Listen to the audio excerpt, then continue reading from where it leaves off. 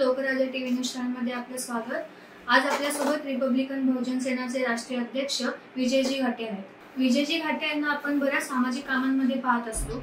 तसेच त्यांनी बाबासाहेबांचा वारसा लाभलेल्या प्रकाश आंबेडकर यांच्यासोबत खांद्याला खांदा लावून अनेक सामाजिक कार्य केले आहे। रॅली व आंदोलनांच्या माध्यमातून आपण त्यांना पाहिलेच असेल।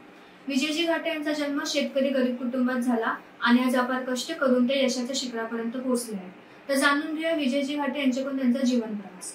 नमस्कार सर, लोकराज्य न्यूज चॅनल मध्ये आपले स्वागत। तर सर, काय सांगाल, सामाजिक क्षेत्रात तुम्ही कार्य सुरू करण्याआधी तुमचा आधीचा प्रवास कसा होता? धन्यवाद, तुमच्या चॅनल बद्दल तुम्ही आमची दखल घेतली त्याच्याबद्दल आम्ही आपले आभारी आहोत। माझा जीवन प्रवास फार कठीण होता। माझा जन्म एक खेडेगाव मध्ये झालेला आहे, तळेगाव घाट, तालुका अंबेजोगाई, जिल्हा बीड। एकदम दुर्मिळ भाग असलेलं गाव आहे। माझे वडील भूमिहीन शेतमजूर होते, त्यांना जमीन जायदाद काही नव्हती। मोलमजुरी करून खाऊ घालणारे आमचे वडील होते। माळकरी संप्रदायाचे ते वडील आहेत आमचे, आता पण आहे। त्याच्यानंतर दुष्काळी भाग असल्यामुळे आमचे गरिबी परिस्थिती होती, म्हणून आम्ही मुंबईकडे आलो। मी स्वतः 1983 ला मुंबईमध्ये आलो आणि नेटकंच आलं त्यावेळेस मुंबईमध्ये इंदिरा गांधीची हत्या झाली आणि ते दंगल सुरू झाली इंदिरा गांधीच्या हत्येची। दंगल एवढी मोठी पेटली की मुंबईमध्ये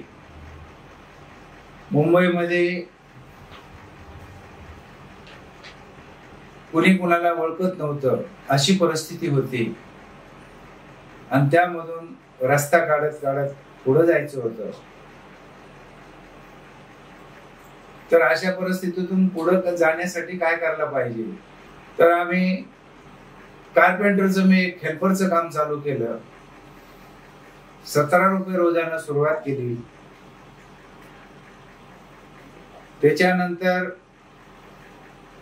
लेबर अंगावर काम घेऊन करायला सुरुवात केली। काही वर्षांनंतर मी लेबर ठेकेदार झालो।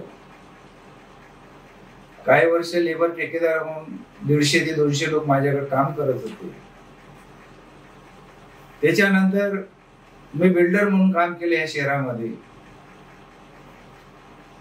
तर प्रकाश आंबेडकरच्या सतत सहवासामध्ये असल्यामुळं, शाहू फुले आंबेडकरांच्या विचारधाराचा मनामध्ये पगडा असल्यामुळं मी भारी बहुजन महासंघाच्या प्रत्येक कार्यक्रमाला उपस्थित राहायचो आणि बाळासाहेब आंबेडकरांचे कार्यक्रम करायचो।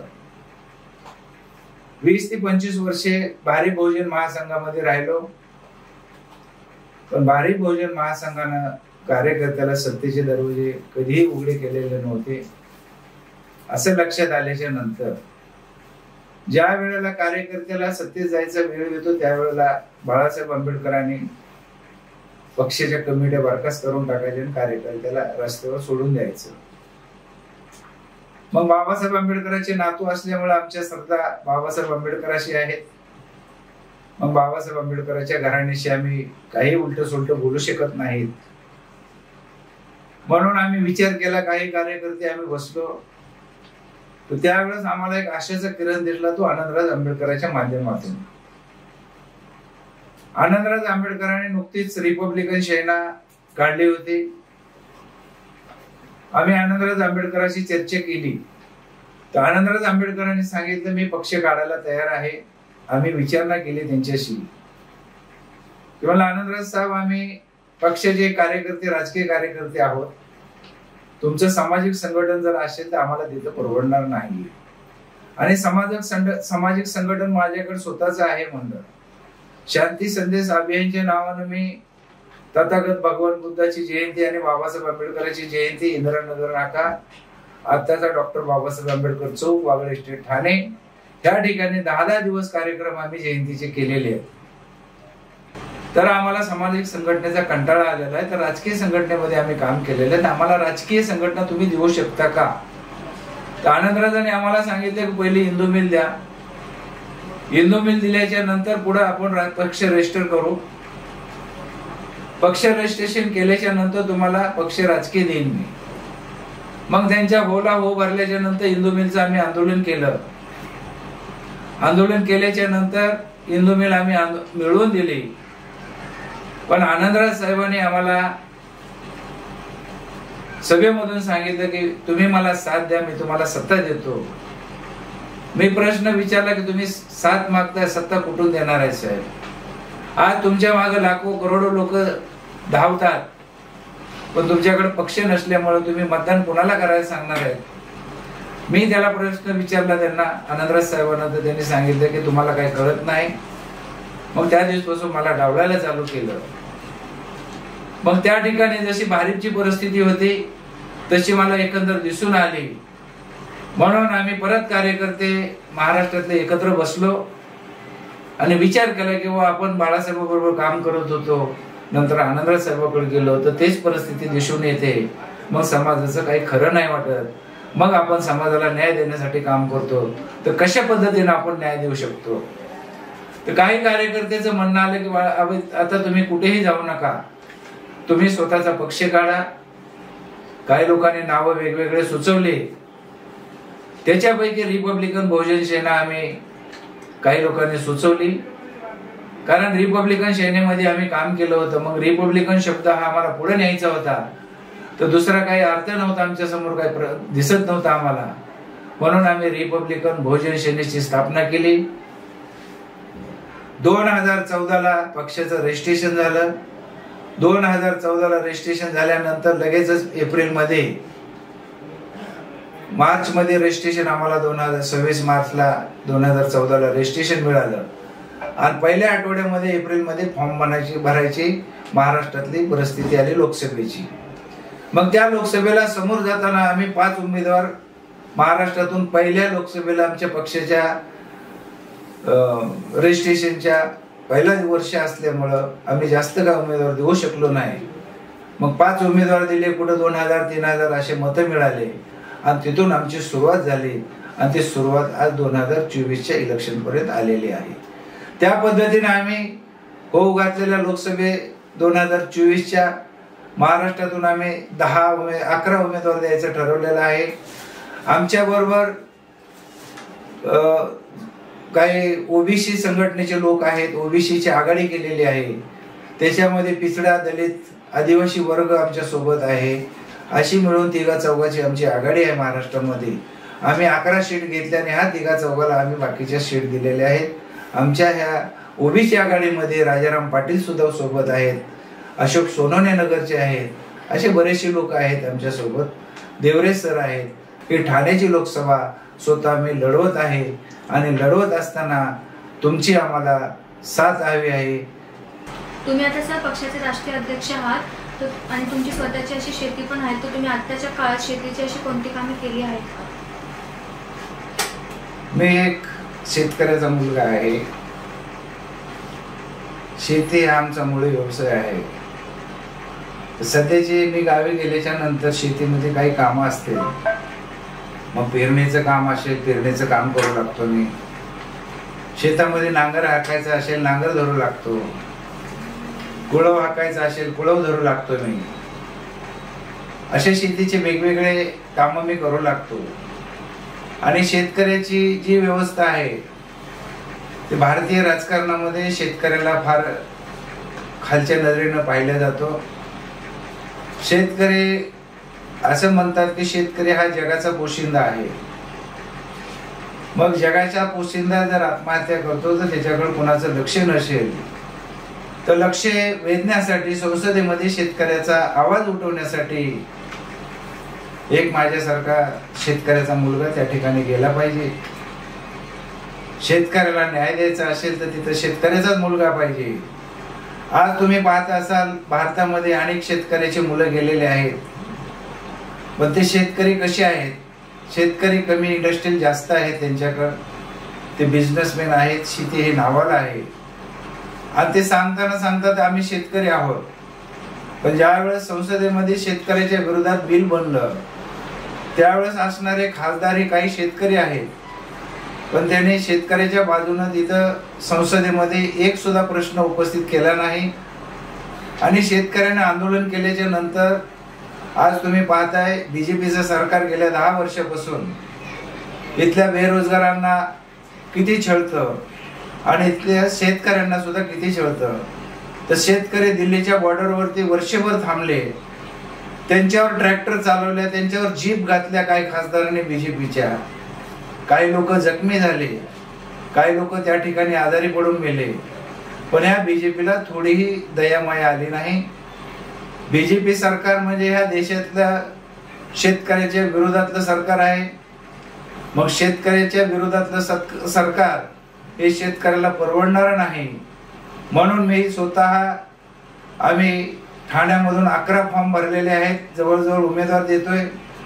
आणि महाराष्ट्राच्या बाहेर यूपी मधून 2-3 दिलेले आहेत, हिमाचल प्रदेश मध्ये सुद्धा आम्ही उमेदवार दिलेला आहे.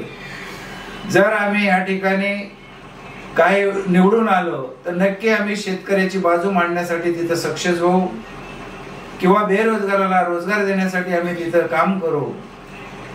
कारण आज तुम्ही पाहताय नोटबंदीच्या नंतर नरेंद्र मोदीने सांगितलं होतं की मी 1.5 महिन्याच्या आतमध्ये भारताची अर्थव्यवस्था ट्रॅक वरती आणेन. जर नाही आणली तर मला भारताच्या कुठल्याही नागरिकांना बोलवावं, रस्त्यावरती 4 रस्त्यावरती बोलवावं, मला जोड्यानं मारावं असा म्हणल्याच्या नंतर त्या व्यक्तीनं स्वतःहून यायला पाहिजे. मी भारताची अर्थव्यवस्था ट्रॅकवर नाही आणलेली आहे, मी भारताच्या प्रत्येक माणसाचा गुन्हेगार आहे. मग तुम्ही मला काय सजा देणार आहे त्यानं बोललं पाहिजे. पण त्यानं बोललेलं नाही. खोटं बोल पण रेटून बोल असा बोलणारा हा पंतप्रधान आहे. त्यांनी तमाम भारताच्या लोकांची फसवणूक केलेली आहे. त्यांनी सांगितलं की मी प्रत्येक भारतीयाच्या खात्यावरती 15 लाख रुपये टाकीन, पण त्यांनी खोटं आश्वासन दिलं. मैं काला धन लाऊंगा विदेश से. काला धन विदेश में नहीं था या था मुझे पता नहीं, उनको पता था, लेकिन काला धन नहीं आया. लेकिन हमारे किसान भाई का जनधन अकाउंट खोल के उनसे 1000 रुपया बैंक वालों ने लिया, अकाउंट में जमा किया और वो पंतप्रधान मोदी ने बताया कि मैंने 3 लाख करोड़ काला धन लाया. भाई हमारे किसान भाई को फंसा के काला धन लाने वाला ये पहला पंतप्रधान मैंने मेरा जिंदगी में देखा है, झूठ बोलने वाला. जो हमारा किसान लोग काला धन लेके बैठे थे क्या, उसको हमारा किसान लोगों ने सवाल पूछना चाहिए. और ऐसा आदमी को दोबारा ये सत्य में जाने का कोई अधिकार नहीं. किसान लोगों ने उसको जूते से तो नहीं मारा है, लेकिन बाबा साहब अम्बेडकर ने जो अधिकार दिया हमें, जो संसद में हमारा जो रक्षक बन के जाएगा, वो बाबा साहब अम्बेडकर ने हमें वो अधिकार दिया है कि भाई जो तुम्हारा राजा चुनने का है तो मतपेटी से चुनो. वो मतदान का अधिकार हमको दिया है. सर, तर तुम्ही काय सांगाल, तुमच्या पक्षाचं पुढचं समीकरण कशा प्रकारचं असणार आहे? पक्षाचं समीकरण वेगळ्या पद्धतीचं आहे. कारण भारतीय लोकशाही वाचवायची असेल तर लोकशाहीला रिपब्लिकन बहुजन सेनेची जरूरत आहे. तुम्ही म्हणत असाल की आंबेडकर चळवळीचे अनेक पक्ष आहेत, पण ते आंबेडकर चळवळ राहिलेली नाही. ते RSSचे मला वाटते की ते जावई बनलेले आहेत. मग एखाद्या सासरवाडीचा लाड पुरवायचा असेल तर सासरवाडीच्या लोकांसारखं त्यांना वागावं लागेल. आंबेडकर चळवळ जवळजवळ संपलेली आहे. रिपब्लिकन बहुजन सेनेच्या माध्यमातून आंबेडकर चळवळ ह्या देशामध्ये आज नाही उद्या तुम्हाला दिसून येईल. भारतामध्ये लोकशाही टिकवायची असेल तर भारतामध्ये रोटेशन सिस्टम लागू केलं पाहिजे. रोटेशन सिस्टम जसं सरपंचासाठी आरक्षण आहे तसं महापौरला आहे, जिल्हा परिषदला आहे, पंचायत समितीला आहे. तसं मुख्यमंत्र्याला, पंतप्रधानाला, राष्ट्रपतीला, राज्यपालाला सुद्धा आरक्षण राहावं. आणि आरक्षणच्या कक्षामध्ये ह्या 4-5 सीट आणाव्या.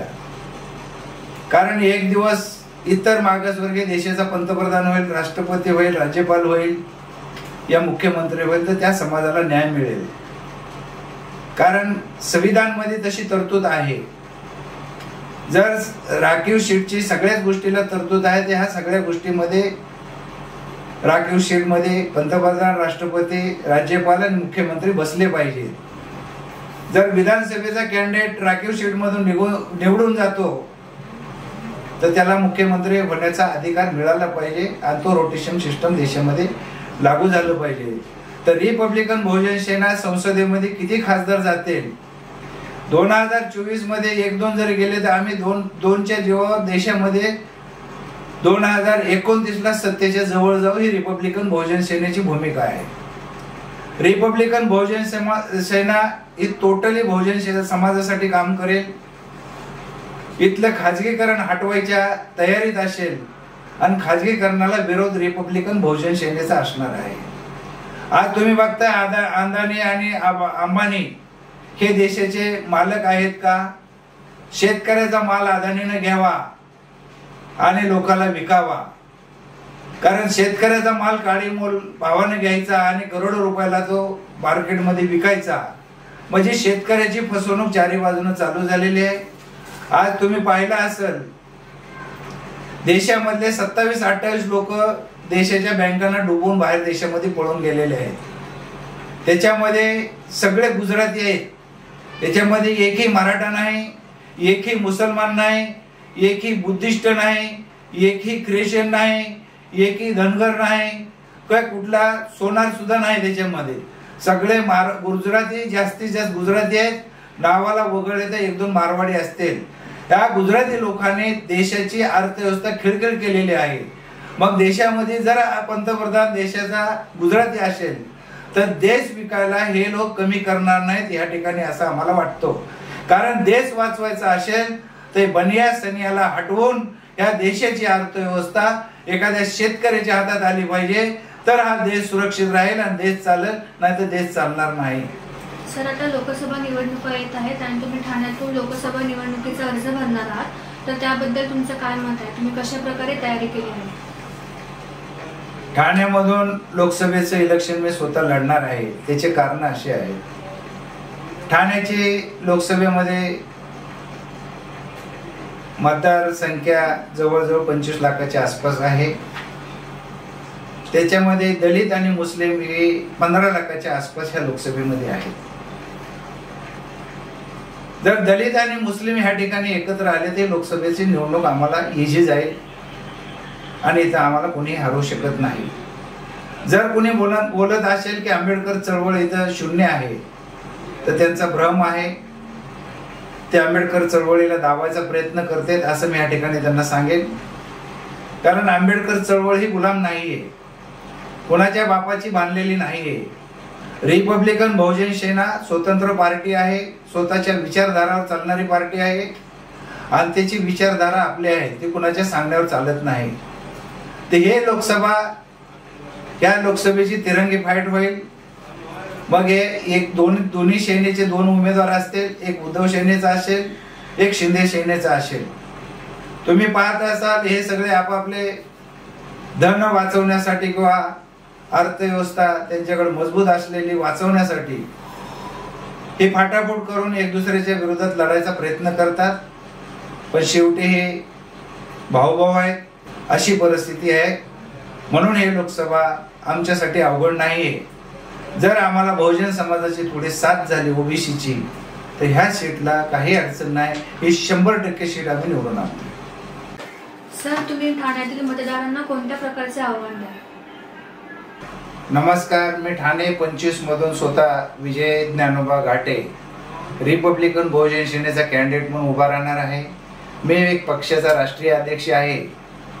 समस्त बहुजन समाजाला माझी विनंती आहे की बहुजन समाजाचे प्रश्न मांडण्यासाठी, आरक्षणचे प्रश्न असो, नोकरीचा प्रश्न असो, बेरोजगारीचा प्रश्न असो की शेतकऱ्याचा प्रश्न असो, एक शेतकऱ्याचा मुलगा म्हणून आपण संसदेमध्ये मला भरघोस मताने निवडून द्यावं आणि संसदेमध्ये आपला न्याय हक्काचा उमेदवार, तुमच्या हक्कासाठी लढणारा उमेदवार पाठवावं, हीच माझी आपल्याकडे विनंती आहे. जय भीम, जय हिंद. सर, तुम्ही पक्षाचे राष्ट्रीय महासचिव आहात, तर पक्षावरून तुमचा उद्देश काय आहे? मैं मुश्ताक मलिक रिपब्लिकन बहुजन सेना का राष्ट्रीय महासचिव हूँ और पिछले 20 साल से मैं अम्बेडकरी मूवमेंट के साथ जुड़ा हुआ हूँ. आज देश की विभिन्न समस्याएं हैं, उन समस्याओं को लेकर के रिपब्लिकन बहुजन सेना मैदान में आ रही है.